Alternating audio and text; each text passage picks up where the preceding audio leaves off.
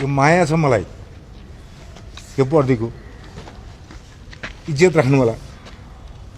कहिले पनि बाटोमा भेट्दाखेरि महानगर प्रले यस्तो गर्यो भन्ने कुरा चाहिँ सुन्नु नपरोस्।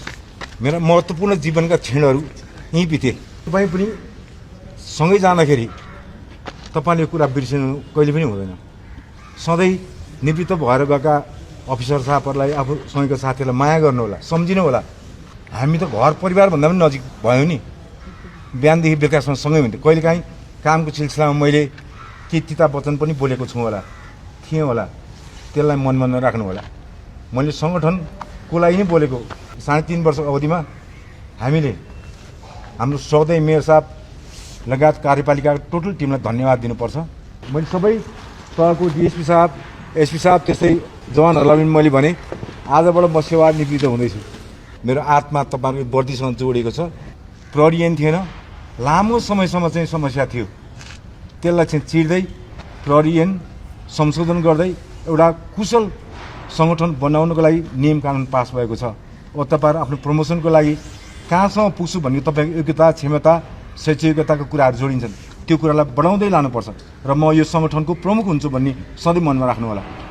र यो करारमा रहेको भाइ बहिनीहरूलाई पनि मैले भने तपाईँहरूको पनि स्थायीको प्रक्रिया खुल्दैछ। पदपूर्ति समिति गठन हुनेबित्तिकै तपाईँहरूको पनि यो स्थायीको प्रक्रिया सुरु हुन्छ। त्यस कारणले गर्दाखेरि तपाईँले यही हेरेर चाहिँ तपाईँ आफ्नो बाटो तयार गर्नु होला। यो माला जसरी लगाइएको छ, फुली जसरी लगाइएको छ, हामीले लगाइदिएका छौँ। तपाईँहरूको पनि त्यसरी दिन आउँछ। त्यति भन्दै तपाईँहरूले चाहिँ तपाईँहरूको पनि उज्जवल भविष्यको कामना गर्न चाहन्छु। त्यस्तै अफसर साहबहरूलाई पनि मैले अफसर साहबहरूलाई पनि भने तपाईँहरू पनि यो सङ्गठनका चाहिँ महत्त्वपूर्ण व्यक्तित्व हुनुहुन्छ। तपाईँले कसरी गाइड गर्नुहुन्छ, कसरी कमान्ड गर्नुहुन्छ, त्यही अनुसार नै कमान्डमा काम गर्ने प्रहरी कर्मचारी हो। त्यस कारणले गर्दा तपाईँले सधैँ सङ्गठनलाई उच्च जनताले चाहिँ सम्मान गर्ने खालको तपाईँहरूको कार्य सम्पादन हुनेछ भन्ने मैले विश्वास लिएको छु। म आज सेवानिवृत्त हुँदै गर्दाखेरि अवश्य दुःख त लाग्छ नि, तर हामी भेटघाट भइ नै राख्छ र कहिलेकाहीँ नियमित सम्पर्क पनि हुन्छ। र कुनै पनि दिनमा कुनै रचनात्मक सहयोग सुझाव आवश्यक परेमा म सधैँ तयार छु। म सधैँ तपाईँहरूसँग हुन्छु। मेरो आत्मा तपाईँहरूको वर्दीसँग जोडिएको छ। यति भन्दै तपाईँ सबैको उज्जवल भविष्यको कामना गर्दै तपाईँहरूबाट आज म बिदा हुँदैछु। धन्यवाद।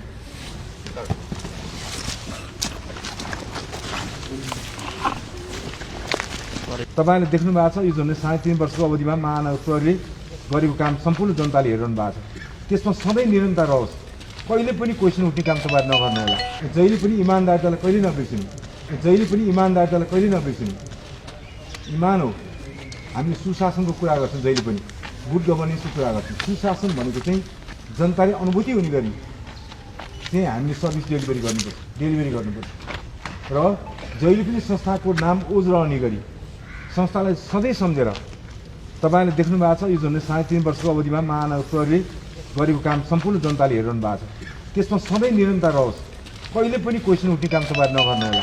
आफू मातहतको प्रहरी कर्मचारीलाई माया गर्ने र सिनियरलाई चाहिँ सम्मान गर्ने जुन हाम्रो फौजी संस्कार छ त्यसलाई कहिले नभुल्नु होला। लामो समयदेखि रहेको ग्यापलाई फुलफिल गर्दै प्रहरी ऐनमा संशोधन गर्दै कार्य सम्पादनको आधारमा जसले जे चाहिँ कार्य सम्पादन गरे उसको पर्फर्मेन्स कस्तो छ, पर्फर्मेन्स इभ्यालुएसन गरेर हामीले चाहिँ यो सिनियरिटी कायम गरेका छौँ। त्यसलाई त्यसरी बुझ्नु होला। सङ्गठनभित्रको आफ्नो गोपनीयता, सङ्गठनभित्र बस्दाखेरिको अनुशासन कुरालाई सधैँ ख्याल राख्नुपर्छ र आगामी दिनमा तपाईँहरूको भविष्य उज्जवल रहोस् र सबै यति भन्दै